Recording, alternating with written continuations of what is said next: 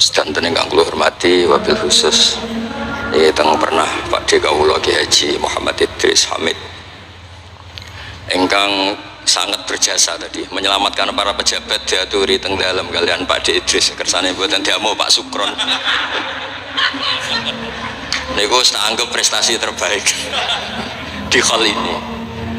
Terus kula siap jadi korban ngajak Mas Sama kalian Mas Aziz sing ben diamuk ben ono. Alhamdulillah wau diseneni kena khitab nahi mungkar sing kereng. Terus kula niku kadang-kadang nggih saged kereng, tapi kereng kula niku sisi ilmiah. Sisi ilmiah yang ekstrim. Jadi negara ini atau umat Islam ini nggak boleh dilatih difasilitasi Gus Ipul. Nanti agama ini menjadi bergantung wali napa kota. Saya ingin agama seperti zaman Pak Hamid, izul mu'min qiyamuhu billail, atau syaraful mu'min qiyamuhu billail wa izuhu istighna'uhu anin nas. Terus sing terkos dan tentang mriki nak bengi tahajud terus yakin sujud itu kenangan terbaik, aset terbaik. Sehingga jenengan ra perlu hasud, aku ra wali kota, aku ra kiai gede, aku ra mubalek populer, karena sudah punya nikmat sing khairan minad dunya wa ma fiha. Terus mengke Menteri Keuangan ke kepenak, Menteri waktu sau masana sih kepenak, mereka buatan dituntut macam-macam. Orang asik dengan tahajud, dengan sujud. Tapi kalau masyarakat kita ada asik dengan tahajud, ada asik dengan sujud, penggawaannya demo nuntut pemerintah. Terus solusi bangsa ini tidak sekedar pemerintah itu baik, pemimpin itu baik, tapi rakyat juga baik. Kalau nate matur tenggi hasib, putranipun bawah. Kebaikan konsensus itu dimulai dari kita. Misalnya barokahnya orang Indonesia itu sholat. Itu banyak orang yang punya anak cantik itu dilamar orang kaya tidak mau, hanya karena yang kaya raya ini tidak sholat. Padahal kalau nikah sama orang kaya ekonominya selesai. Padahal miskin sekali. Jadi rakyat itu pun heroik Gusipul. Demi cari mantu yang sholat itu direwangi, di mantu marat santri mergo sholat. Sing lamar juga mboten sholat. Nah kalau rakyat sudah punya konsensus gitu, mereka tidak akan milih pemimpin yang terkenal tidak sholat, apapun baiknya sosialnya. Sehingga tolok ukur kebenaran ini menjadi tolok ukur politik juga. Kan nggak mungkin masyarakat yang sholat terus nganggap pemimpin yang baik itu yang tidak sholat. Masyarakat kita anti zina, anti prostitusi, karena itu fahisyah. Sehingga juga tidak milih pemimpin yang punya perilaku seperti itu. Masyarakat kita humanis, menghormati hak-hak orang lain, hak buruh, juga tidak akan milih pemimpin yang jahat, yang sadis, yang macam-macam. Nah nilai bersama ini yang coba kita bangun. Rau dawe Pak Sukron bikin sakofa Islamiyah, sehingga ini dimulai dari kita.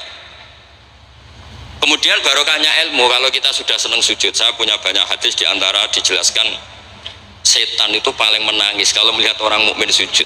Kata setan itu, gara-gara sujud saya dikeluarkan dari surga karena menolak sujud tadi.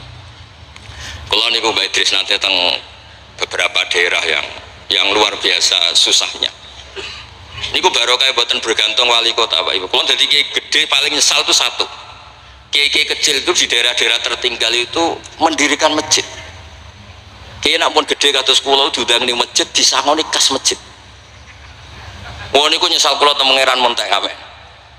Sing kiai cilik melarat muassisul masjid, banil masjid, sing kadang kiai gede kados kula disangoni dhuwit kotak masjid. Lha sing kiai cilik iku gawe masjid, sing kiai gede entuk kok masjid.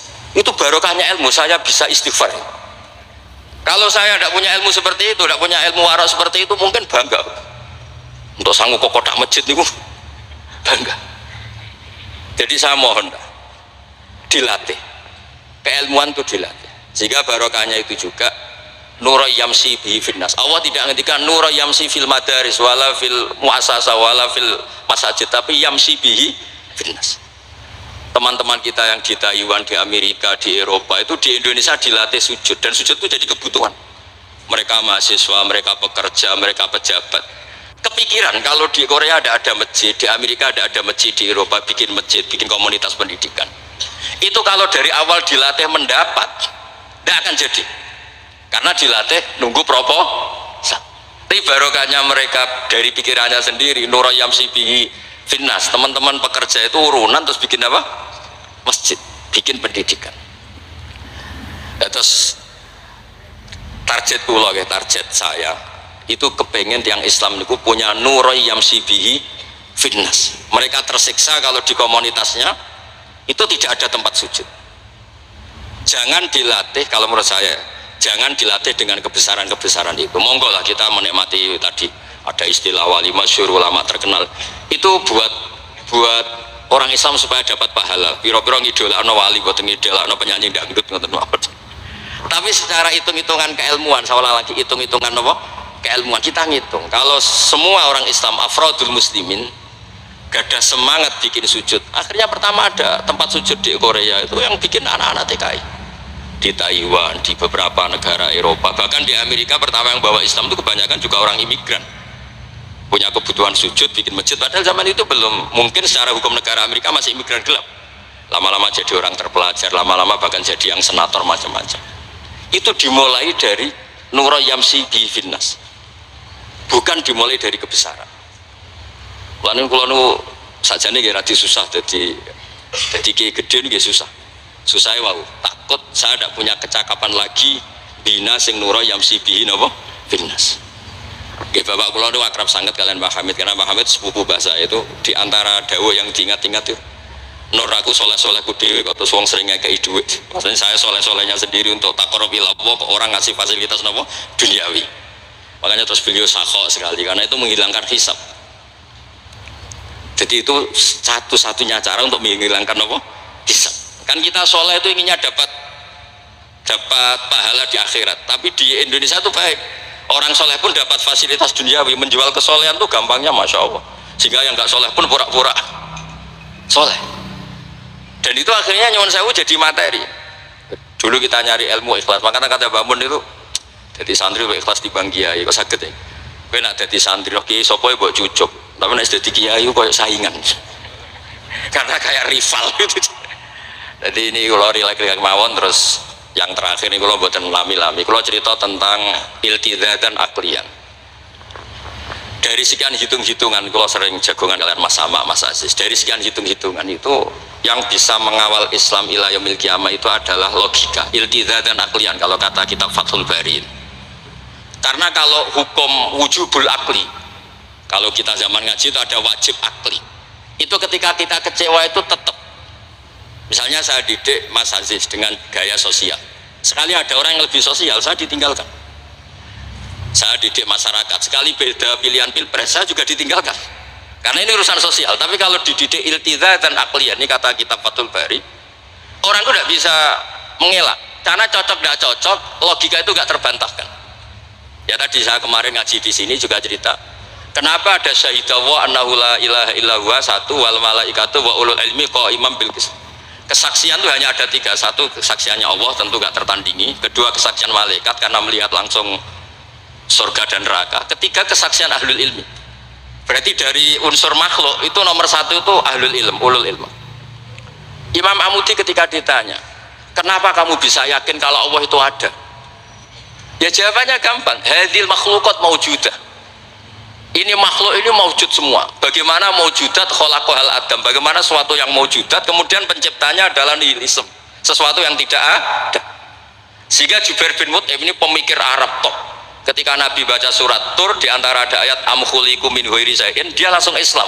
Masa hadil maujudat khalaqahal adam, masa yang maujud diciptakan yang tidak maujud, itu tidak masuk akal.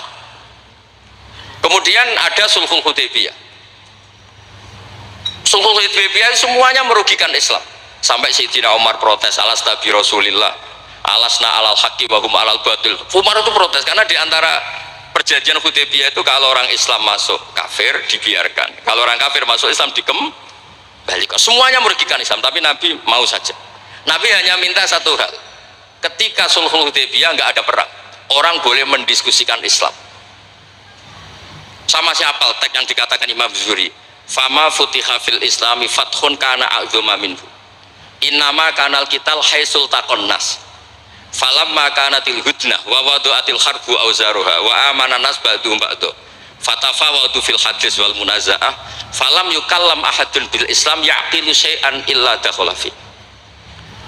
Kalau bawaan orang perang itu inginnya menang, Abu Lahab, Abu Jahal kalau perang inginnya menang, sahabat sendiri perang inginnya menang, sehingga tidak ada diskusi sebetulnya Tuhan itu siapa, yang pantas jadi Tuhan itu siapa. Tapi ketika Nabi minta, oke, kita ada perang 10 tahun, oke, semua perjanjian saya rugi gak apa-apa, tapi orang boleh diskusi Islam. Akhirnya dibanding-bandingkan. Abu Jahal bin Muhammad itu bener di. Ya bener Muhammad, Abu Jahal biasa bodoh nih. Muhammad mulai cilik ora tahu bodoh nih. Kita titip uang juga di Muhammad. Berarti sudah gagal Abu Jahal jadi pemimpin, yang dipemimpin kan Muhammad. Mereka zaman itu masih jangkar, masih nama Muhammad. Terus berhala Namrud, Fir'aun. Yang jadi Tuhan itu pantasnya siapa? Kalau yang dipromosikan Muhammad, yang jadi Tuhan ya yang khalaqas samawati wal ardh. Terus Nabi Muhammad juga menantang, ara'aitum ma tad'una min dunil aruni madza khalaqu minal ardi am lahum syirkun fis samawat. Ada kualifikasi jadi Tuhan, syaratnya apa? Dia pencipta langit, pencipta bumi. Dia pencipta air, dia ini itu. Abu Jahal enggak, berhala-berhala enggak, Lata Uzza enggak. Akhirnya semuanya masuk Islam. Gara-gara barokahnya apa? Diskusi. Makanya di Quran sering ada kul ara'aitum, kul ara'aitum. Dan Allah mempersilahkan. Di diskusi itu makanya kata Imam Zuhri, falam apa itu tadi, fatafawadu fil hadis wal munazah. Mereka debat terbuka. Nah sekarang itu orang harus ngaji seperti ini. Nah kalau iltidatan aklian tadi yang disebut kitab Fathul Bari, jenengan ngaji saya wajibul akli. Setelah itu jenengan kecewa dengan saya. Entah urusan politik, entah urusan ekonomi. Sampai tidak bisa membuang logika Anda, itu tidak bisa. Sampai bisa nggak jadi orang komunis, ateisme, nihilisme, terus berpendapat gini, hadhil maujudat sabaqohal adam wa khalaqohal adam. Ini yang maujudat, langit bumi, penciptanya adalah ketiadaan. Fakaifa yakunul adam yu'athir wa yakhluq. Bagaimana sesuatu yang tidak ada kemudian bisa menciptakan. Jadi akhirnya paham nihilisme ini hilang. Barokahnya ya kayak Indonesia itu. Kadang di tonggo kiai ini wis kereng, rapati sosial, ya tetap Islam. Mereka iso kecewa kiai tapi wong ora iso kecewa mbek napa? Islam. Beda pilpres, beda pilgub, dia tetap Islam. Bahkan orang nyun sewu yang masih suka mabuk, suka main perempuan, itu tidak pindah agama, yang nyun sewu yang tidak melarang itu, tetap Islam. Karena logika yang dibangun Islam itu logika sing ma'ruf, logika sing makul, sehingga apapun kecewanya orang Islam. Nah ini pesannya Imam Ibnu Hajar al Asqalani yang nyarai Bukhari, orang Islam itu harus didorong berlatih terus dengan kekuatan iltidatan akliyah. Dia punya kenyamanan berpikir. Karena agama ini li qaumi ya'qilun, li qaumi yatafakkar. Makanya dulu Nabi itu urusan sosial pun tuh Nabi kalau ngendikan itu mesti dilogika. Misalnya begini, ini yang urusan tauhid sudah sering saya jelaskan. Sebelum urusan sosial saya cerita Imam Tauhid. Saya berkali-kali cerita, Imam Amudi itu keramatnya itu karena guru matematika. Saya berkali-kali cerita. Terus kata Allah, silahkan ngajar malaikat saya tentang matematika. Itu malaikat diajarkan. Kenapa saya percaya Allah itu wajibul wujud? Beliau nulis, angka 2, 3 sampai 1 miliar itu nisbatnya ke angka 1 tuh nisbatul far'i ilal asli. Semuanya itu dinisbatkan ke angka 1, yang 1 itu dasar, yang lainnya itu angka 1 miliar ya dimulai dari 1, 2, 3 dari 1. Berarti al aslu adalah Allahus somad kul huwallahu ahad. Gambar kayak apa ruwetnya juga dimulai dari 1 titik. Nah titik ini nuktatul wujud, maka sirnya bismillah dimulai dari 1 titik. Nah kalau umat ini dilatih begitu, itu mbok kecewa kayak apa tetap Islam. Tapi kalau dilatih penak jadi kiai, sering diundang wali kota disangoni, ono kiai sira disangoni terus rapati Islam. Enak jadi kiai top, sering diundang ning ndi dihormati, kok serapati jadi top terus rapati bangga mbek Islam. Tapi kalau dilatih iltiza dan akliyah, apapun kondisinya mereka akan nikmati ilmunya sendiri, nikmati akalnya apa? Sendiri. Ada beberapa kasus sosial yang gagal, tapi Nabi bisa mendidik dengan teori iltiza dan akliyah. Ada istaka rojulun, syaka rojulun ila Rasulillah, bapak saya itu nakal sekali ya Rasulullah, sayyul khuluq. Terus bapaknya datang pakai yattaqi walal asoh. Terus Nabi tanya, itu bapak kamu ya? Terus bapaknya, ini orang ini mengadukan kamu itu sayyul khuluq sama anak kamu. Terus kata bapaknya, innahu kana faqiran, innahu kana dhaifan wa ana qawiyyun wa faqiran wa ana ghaniyun walam amna'hu syai'an min mali wal yauma ana faqir wa huwa ghaniyun wa ana dhaif wa huwa qawiyyun wa yabkhalu alayya bimali. Niki tiyang anak kula niki riyen ketika kecil kula sugih dekne lemah, kula mampu dia lemah tak urusi. Sakniki kula lemah dekne kuat boten ngurusi kula. Terus Nabi ngendikan masami abi adamin madarin wala hajarin illa baka, semua makhluk itu menangis karena keluhan bapak kamu. Terus Nabi ngendikan anta wa maluka li abika, kamu dan hasil jerih kamu itu juga aset bapak kamu, sehingga jadi hukum fikih kalau al-qatil itu walid tidak bisa dikisos. Bahkan hibatul walid ya waladi boleh dirujuk, pokoknya selalu orang tua punya hukum nopo khusus. Ada kejadian lagi, imro'atun melapor ke Nabi, dilaporkan kalau dia sayyi'atul khuluq, ibu saya itu sayyi'atul khuluq gini-gini ya Rasulullah. Jawabnya Nabi unik, lima dalam takun kadzalik khina hamalat katis atasyurin, kenapa kamu tidak ngomel-ngomel seperti ini ketika dia masih baik, itu yang mengandung kamu 9 bulan. Tapi innaha sayyi'atul khuluq, lima dalam takun kadzalik khina ardu'atka haulaini kamilan. Terus tapi innaha sayyi'atul khuluq, lima dalam takun kadzalik khina sahirat lailaha, khina sahirat laka lailaha wa khina asma'at laka naharuha. Kenapa kamu tidak ngomong seperti itu ketika kamu masih butuh susunya, butuh binaannya? Sekarang kamu kuat baru ngomong gitu. Terus kata pemuda tadi, lakot jazaituha ya Rasul, saya sudah membalas itu. Apa balasan kamu? Lakot hajat tuha ala unuki, dia pernah haji tak gendong. Tapi Nabi ngendikan fawwah ma jazaitaha, kamu tetap tidak bisa balas jasa ibu kamu. Jadi orang ketika ingat sisi sayyi'atul khuluq ibunya ketika sepuh, Nabi mengeset ulang. Apa seperti itu? Lima dalam takun kadzalik. Kenapa ibu kamu tidak sayyi'atul khuluq ketika hamalat katis atasyurin? Kenapa saat itu kamu tidak digugurkan, dibuang ke kali daripada dia anak akhirnya gak ngaku jasanya orang tua? Lima dalam takun kadzalik khina ardu'atka haulaini kamilan. Lima dalam takun kadzalik khina tadi sahirat laka lailaha wa atma'at laka naharuha. Itu Nabi. Jadi saya ini termasuk kiai lah yang ingin semuanya kita baik itu karena ada kemampuan iltidha dan aklian, supaya agama ini di kaum yakilun, di kaum yatafakkar. Kalau agama ini dijual dengan isu-isu sosial, itu bahayanya itu orang-orang kecewa. Loh, saya itu akrab sama Gus Pul, belum pernah main ke wali kota, bukan soal zuhud. Kok nak disangoni, terus suatu saat rah disangoni sedarani medit, terus kurang suguhannya tersinggung, terus ribet-ribet. Pokoknya agama kalau dijual sosial itu ribet, karena tuntutannya itu mukafa'ah. Makanya Nabi itu dulu pinter sekali kalau misalnya masalah zina, ada pemuda itu hiperseks, nggak bisa Islam, karena kalau Islam itu melarang zina, akhirnya geger istadzana fi zina, saya mau masuk Islam tapi boleh zina. Geger kan sahabat menghalau supaya gak sowan Nabi. Ketika geger-geger Nabi tahu itu ada apa, ada pemuda mau masuk Islam tapi yastadzinu fi zina, dia harus boleh zina. Kata Nabi, mah suruh sini, betul kamu pemuda yang mau masuk Islam kalau tetap boleh zina? Ya Rasulullah, saya ini hiperseks, saya ini. Kata Nabi ngendikan pertama itu atuhibbuhu li ummik, kamu suka anak ibu kamu jadi demenan orang? Ya tidak suka ya Rasulullah.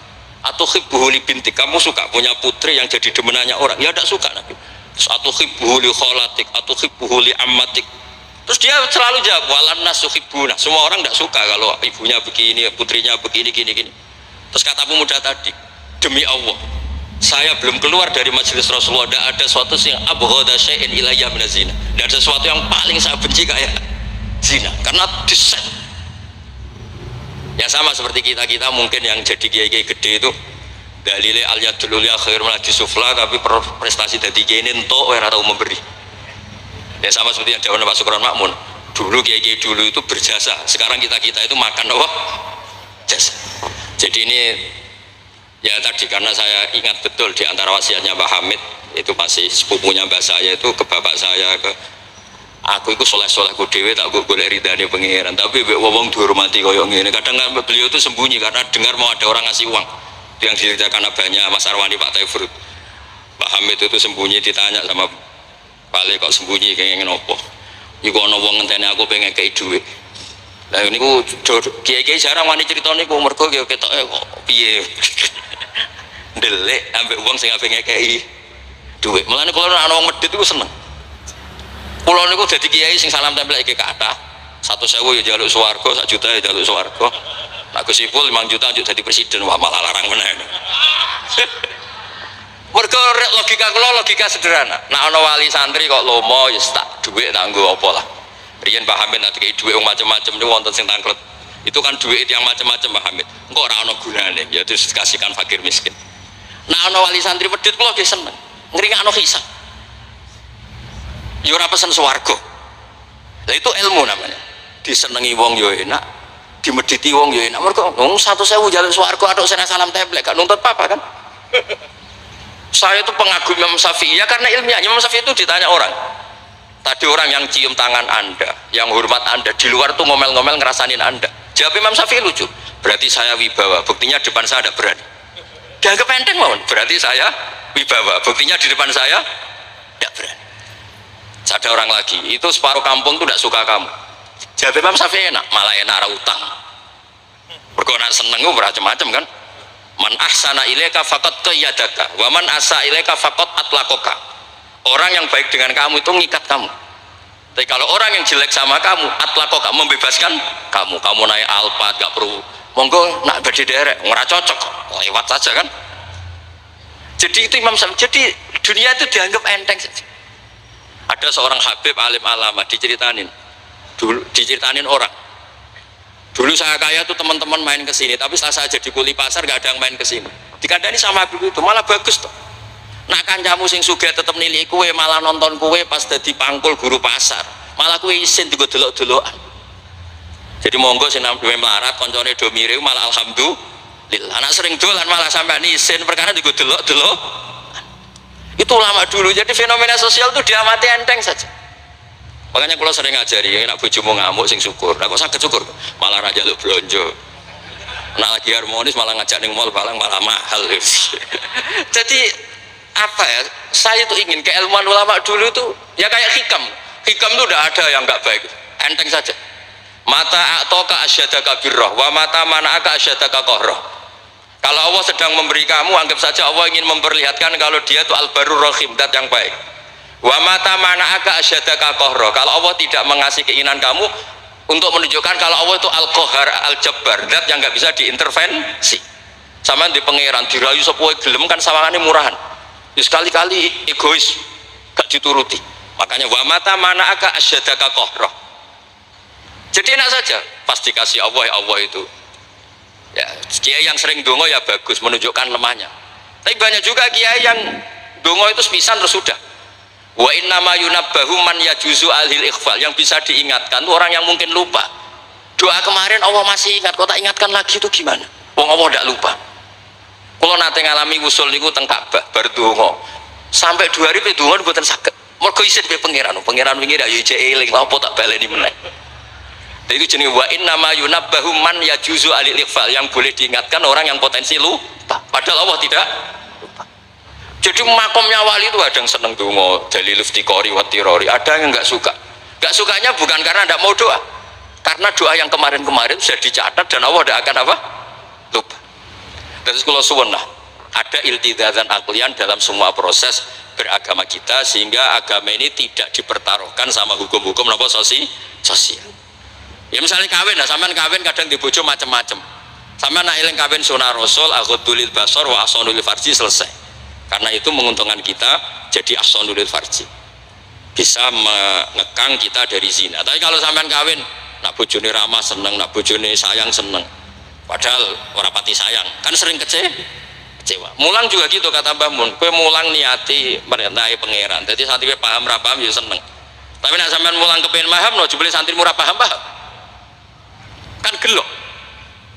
Nah, Islam itu kata Imam Fathul Bari tadi, orang Islam itu harus dilatih iltizaz dan aklian. Terus kata beliau, itu yang yu'abbiru anhu syara' bihalawatil iman, itu yang dimaksud salasun mangkunna fihi wajada halawatal iman. Nikmatnya iman itu karena kita sudah menemukan apa iltizazan aklian. Nggih ngoten mawon, kula ini bagian logika, kula kepengin jengben pun mboten usah kula Mas Mama, Mas Aziz ning waris wali nih. Terus waris wali ya kudu keramat, aja mbae wali terus melok keramat putune tapi ra melok dadi wali niku. Iki mun kula sukani kitab Khilatul Auliya dadi akan daftar. Niku 8 jilid. Iku belajar sak jilid pun mau jadi wali. Napa malih nak 8 napa jilid itu sakit bersaing kalian baik. Nah. Terus sama-sama kalau sukani kitab ithaf. Kitab ithaf itu kata Mbah Mun seneng cerita kitab ithaf. dikarang Sayyid Zabidi, Murtada Zabidi. Itu kalau Mbah Hamid Pasuruan, misalnya Mbah Hamid, Mbah Dimyati, terus Mbah Mahfud, Mbah Abdullah, Mbah Abdul Manan, ini awaluman lazama min ahli Jawa nih Sayyid Sinten Zabidi. Dan kitab Ithaf itu Masya Allah belum ada kitab nyarai Ikhya sampai 800 tahun kalau nggak 700 tahun. Kan Ithaf itu sekitar tahun 1300 Hijriah, Ikhya itu sekitar tahun 500 sampai 600. Ini nak nyarai itu semuanya ilmiah. Yang paling saya haru itu, ini sebagai penutup, yang paling saya haru itu ketika cerita sholawat. Nabi jadi nabi itu setelah Isa dituhankan oleh penggemarnya, sampai overacting, sampai Nabi Isa itu dituhankan. Monggo guys. Tapi terus Ithaf cerita, kalimat sholawat tuh kalimah yang umat ini tidak akan overacting menuhankan Rasulullah Muhammad SAW. Karena Allahumma itu pemberi, Nabi itu penerima. Kita tetap mencintai Nabi yang luar biasa, tapi tetap Allah itu pemberi, Allahumma pemberi, Nabi Muhammad penerima. Sehingga nggak akan salah posisi, yang Allah tetap Tuhan, yang Rasulullah Muhammad tetap abduhu wa rasuluh. Barokahnya redaksi sholawat Allahumma sholli ala sayyidina Muhammad, yang Allah tetap Tuhan, yang Rasulullah tetap abduhu wa rasul. Apapun seneng kita pada Nabi. Itu juga barokahnya apa? Makanya kata Burda yang sering dikutip Said Muhammad, kalau madah Nabi dakmat da'adhun nasorofi nabihimi wahkum bima syita madhan fihi wah takim. Dan itu kalimat yang luar biasa, yaitu kalimatus sholawat, menunjukkan mahabbah ke Rasulullah, tapi posisinya Allah tetap al-mu'ti, Nabi tetap al-mu'ta, wa nabi wa injalla qadruh muhtajun ila rahmatihi ta'ala. Itu kata Said Zabidi. Kayak apa barokahnya ilmiah? Sholawat yang redaksi kita baca terus, ternyata itu yang menjadikan hadil ummah tidak akan terperosok kayak orang-orang Nasrani. Nggih ngoten mawon, ngapunten ingkang kathah. Assalamualaikum warahmatullahi wabarakatuh.